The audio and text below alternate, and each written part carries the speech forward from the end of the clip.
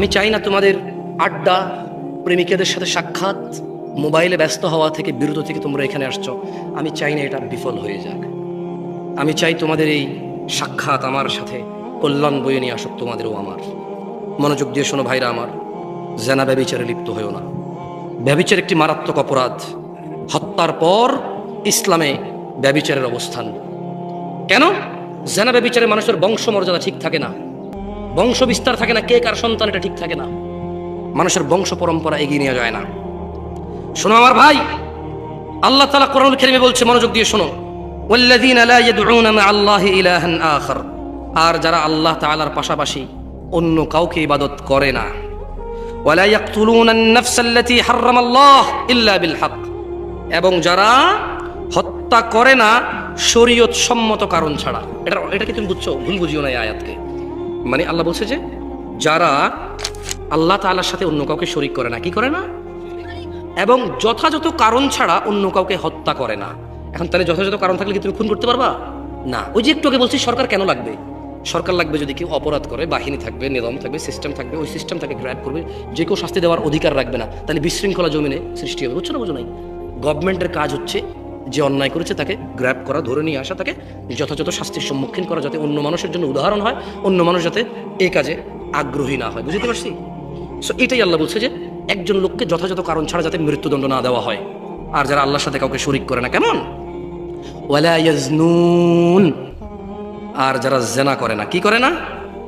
জেনা করে না। দেখছো, শিরিক, হত্যা, জেনা। বুঝতে পারছো? শিরিক মানে আল্লাহর সাথে আরেকজন আল্লাহ বানাই দেওয়া, কাউকে খুন করা, একটা মানুষকে পৃথিবী থেকে বিদায় করে দেওয়া অন্যায়ভাবে। আর জেনা একই আয়াতে আসছে। কেমন? দেখো, মনোযোগ দিয়ে শোনো। আব্দুল্লাহ ইবনে মাসউদ রাদিয়াল্লাহু আনহু কে? আমি 10 মিনিট সময় নেব, তোমাদের উপর বিদায় নিয়ে নেব ইনশাআল্লাহ। চেয়ারম্যান সাহেব আছে, সবাই আসো। সারা রাত কথা বললে কোনো লাভ নাই, ওয়াল্লাহি কোনো লাভ নাই, ওয়াল্লাহি কোনো লাভ নাই। গত 40 বছর তো এখানে মুরব্বী আছে যাদের বয়স 60 বছর, তারা শুনছে মাহফিল। আমি যদি আজকে জিজ্ঞেস করি 2টা হাদিস বলেন, একটা পারবে না। আমি সারা রাত বলে করবো কি? এর চেয়ে ভালো মনোযোগ দিয়ে 10 মিনিট শোনো, বিদায় করো, খাওয়া দাওয়া করে চলে যাই। তোমরাও চলে যাও, ঘুমায় যাও, ফজর পড়ো। 3টা পর্যন্ত মোবাইল চালালে 2 ঘন্টা অপেক্ষা করে ফজর পড়ে ঘুমায় যাও, তোমাদের ইচ্ছা। আব্দুল্লাহ ইবনে মাসউদ রাদিয়াল্লাহু আনহু থেকে বর্ণিত। কার থেকে? তিনি বলেন, আল্লাহ নবী সাল্লাল্লাহু আলাইহি ওয়াসাল্লাম বলেছেন, জৈনিক ব্যক্তি আল্লাহর নবী সাল্লাল্লাহু আলাইহি ওয়াসাল্লামকে জিজ্ঞেস করলো, হে আল্লাহর রাসূল। তো তিনি ওনার চাচাকে বললো যে যুদ্ধের ঝান্ডা ছিল। তিনি চাচাকে বললো যে চাচা আপনি কোথায় যাচ্ছেন? তো চাচা জবাবে বলল, বাআসানি রাসূলুল্লাহ সাল্লাল্লাহু আলাইহি ওয়াসাল্লাম। চাচা বলল, আমাকে আল্লাহর নবী এক ব্যক্তির নিকট পাঠিয়েছেন। কেন? ইলা রাজুলিন নাকাহা ইমরাআতা আবিহ ফাআমারানি আন আদরিবা উকুবাহ ওয়া আখাযাহু মালাহ। বলল যে আমাকে আল্লাহর নবী পাঠাইছে এক ব্যক্তির কাছে যে তার বাপের স্ত্রীকে কি করেছে? বিবাহ করেছে। আল্লাহর নবী বলেছে তার মাথাটাকে গর্দান থেকে একদম আলাদা করে দিবা, আর তার যত সমস্ত আছে তার সব কি করবা? জব্দ করে রাষ্ট্রীয় সম্পদে যোগ করে দাও। সে তার সৎ মাকে বিয়ে করেছে। একটা জিনিস চিন্তা করেন তো, বিয়ে হালাল কিনা? সৎ মাকে বিয়ে করা হারাম, জেনা না, বিয়ে করেছে। আল্লাহ নবী বলছেন গর্দান ফেলে দাও, সম্পদ নিয়ে দাও। এই সমাজে বহু ছেলে বয়সে বড়, বাবা দ্বিতীয় বিয়ে করেছে, সৎমাদের সাথে আজে বাজে সম্পর্ক রাখার কামনা রাখে, বাসনা রাখে। ইন্না লিল্লাহি ওয়া ইন্না ইলাইহি রাজিউন। তাহলে যারা মাহরাম, মানে যাদেরকে বিবাহ করা হারাম, বিবাহ করলে আল্লাহ নবী বলছে গর্দান উড়াই দাও, তার সম্পদ নিয়ে নাও তার। তাইলে বিবাহ তো হালাল জিনিস, কিন্তু এদেরকে বিবাহ করলে বলছে গর্দান উড়াই দাও, সম্পদ নিয়ে নাও। তাহলে এই যে আমরা সমাজে মামা, ভাগ্নি, ভাতিজি, চাচা ইত্যাদি ইত্যাদি, ইন্না লিল্লাহি ওয়া ইন্না ইলাইহি রাজিউন, জানা, এটা তো আরো কত বড় জঘন্য পাপ। তাহলে চিন্তা করে দেখেন। আল্লাহ তাআলা আমাদেরকে বোঝার তৌফিক দান করুন। আমি আজকে এখান থেকে বিদায় নেব একটা হাদিস পড়ে। দেখেন আপনাদের কোনো কাজে আসে কিনা এই হাদিসটা। আমি চেষ্টা করবো আপনাদের মুখস্থ করে দিতে, যদি আপনারা মুখস্থ করতে চান। মুখস্থ করতে রাজি আছেন? তাহলে সবাই মক্তবের মতো, মক্তবে যেভাবে পড়েছেন আমার সাথে সেভাবে পড়বেন, এরপর আমি বিদায় নেব। কেমন? তোমরা জেনে নাও, আন সাঈদ ইবনুল মুসাইয়িব রাদিয়াল্লাহু আনহু, সাঈদ ইবনুল মুসাইয়িব রাদিয়াল্লাহু আনহু থেকে বর্ণিত, তিনি বলেন, আন্না রাসূলুল্লাহ সাল্লাল্লাহু আলাইহি ওয়াসাল্লাম, আল্লাহর রাসূল সাল্লাল্লাহু আলাইহি ওয়াসাল্লাম বলেছেন, বাইনানা ওয়া বাইনাল মুনাফিকিন, বাইনানা ওয়া বাইনাল মুনাফিকিন, বাইনানা মানে মুসলমান, ওয়া বাইনাল মুনাফিকিন মানে মিথ্যুক মুসলমান, বাইনানা মানে আল্লাহর নবীর উম্মত, ওয়া বাইনাল মুনাফিক মানে যারা মিথ্যা মিথ্যা দাবি করে, বাইনানা মানে আল্লাহ তাআলার উপরে যারা ঈমান এনেছে, ওয়া বাইনাল মুনাফিক যারা মিথ্যা মিথ্যা বলে, মুখ দিয়ে বলে, অন্তর থেকে নয়। শুহুদুল ইশা ওয়াস সুবহ, ঈমানদার হচ্ছে ঈশার নামাজ এবং ফজরের নামাজে উপস্থিত হয়। যে ফজর এবং ঈশায় উপস্থিত হয় না সে হচ্ছে মুনাফিক। কেন সে ফজর এবং ইশায় উপস্থিত হতে পারে না? আল্লাহর নবী বলছেন লা ইয়াস্তাতিউনাহুমা, মুনাফিক ফজরে যেতে পারে না, ইশায় যেতে পারে না, ওর জন্য কঠিন হয়। মুসলমান হয়ে কারা কারা মৃত্যুবরণ করতে চায়? বাইনাল আবিদি ওয়া বাইনাল কুফরি তারকুস সালাহ। মুসলমান আর অমুসলমান, মুমিন আর কাফির, মুমিন আর মুশরিক, মুমিন আর মুনাফিক, তারকুস সালাহ। যে নামাজ ছেড়ে দিয়েছে, যে নামাজ ছেড়ে দিয়েছে সে ইসলাম থেকে বের হয়ে গেছে। আর যে নামাজ ছাড়েনি, শত অন্যায় অবিচার পাপ থাকবে, আল্লাহর সাথে তার সাথে ক্ষমা চাইবে, আল্লাহ মাফ করবে, আর করবে না প্রতিশ্রুতি দেবে, আবার মানুষ হিসেবে দুর্বল হয়ে যাবে, আবার আল্লাহর কাছে মাপ চাইবে, লজ্জা পাবে না, আল্লাহ আবার মাফ করবে। এরপর এক পর্যায়ে আল্লাহ ঘোষণা দিয়েছে ইল্লা মান তাব, অতএব যে ব্যক্তি তার সমস্ত গুনাহ থেকে ফিরে আসে, ওয়া আমানা, আল্লাহর প্রতি ঈমান আনে, ওয়া আমিলা আমালান সলিহা, তার গুনাহ যত কিছুই হোক সে যদি ফিরে আসে, ঈমান আনে, মাপ চায়, ভালো কাজ করে, ফাউলাইকা ইউবাদদিলুল্লাহ সাইয়্যাতিহিম হাসানাত।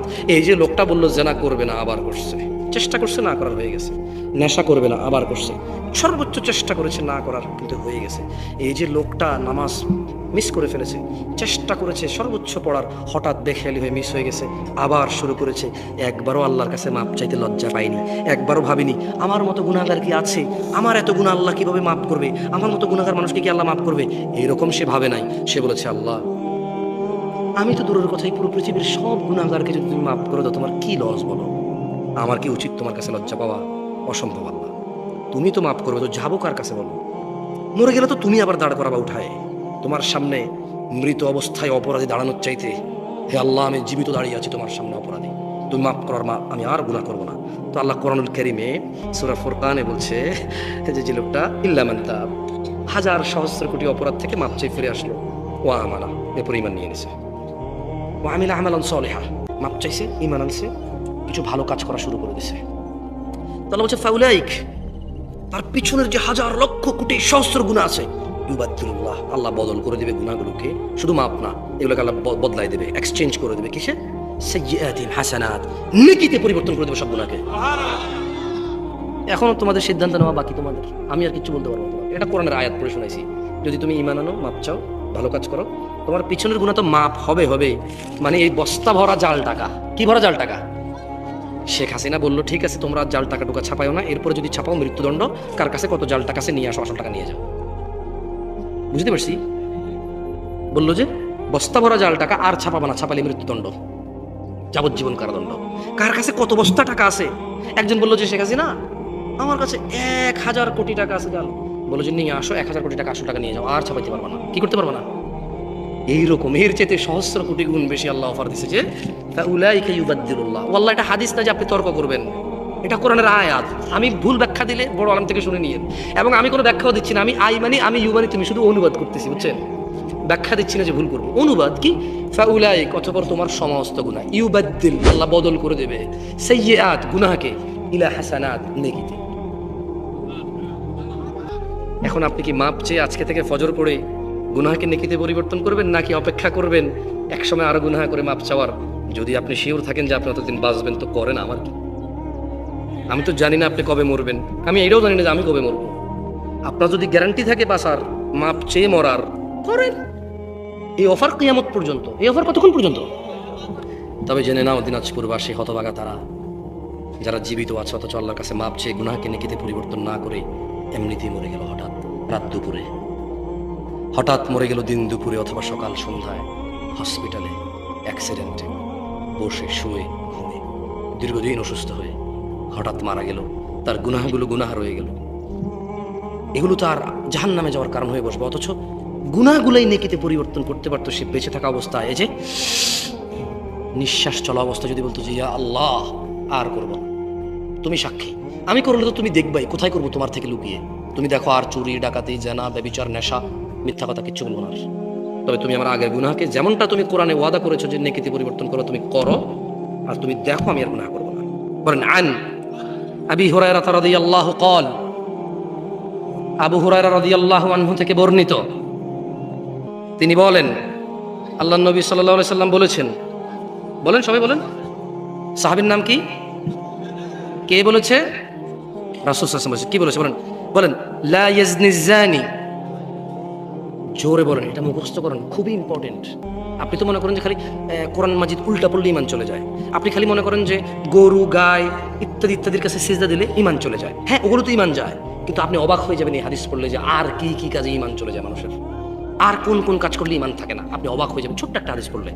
বলেন লা ইয়াজনি জানি হিনা ইউজনি ওয়া হুয়া মুমিন, কোন জিনাকারী মুমিন অবস্থায় জিনা করে না। ওয়ালা ইয়াশরিবুল খামর ওয়ালা ইয়াশরাবুল খামর হিনা ইয়াশরাব ওয়া হুয়া মুমিন, কোন মদ পানকারী মদ পান করে না ঈমানদার থাকা অবস্থায়। ওয়ালা ইয়াসরিকু হিনা ইয়াসরিক ওয়া হুয়া মুমিন, কোন চোর ঈমানদার অবস্থায় চুরি করে না। ওয়ালা ইয়ানতাহিবু নুহবাতান ইয়ারফাউন নাস ইলাইহি ফিহা আবসারহুম হিনা ইয়ানতাহিবুহা। দুঃখিত, সরি, দুঃখিত। বলেন ওয়ালা ইয়ানতাহিবু নুহবাতান ইয়ারফাউন নাসু ইলাইহি ফিহা আবসারহুম হিনা ইয়ানতাহিবুহা ওয়া হুয়া মুমিন। বলেন মুমিন থাকা অবস্থায় কোনো ব্যক্তি ডাকাতি করে না। যখন সে ডাকাতি করছে আর সেই অবস্থায় তার প্রতি লোকজন চোখ তুলে তাকিয়ে থাকে, মানে আপনি বুঝছেন, মানে দেখেন রাতের অন্ধকারে কেউ দেখছে না, কারো অগোচর নীল, এটাকে বলে চুরি, রাইট? একই জিনিস যদি মানুষের সামনে নেওয়া হয় এটাকে কি বলে? ডাকাতি। তো আল্লাহ নবী বলছে জানাকারী জানা করার অবস্থা কি থাকে না? কি থাকে না?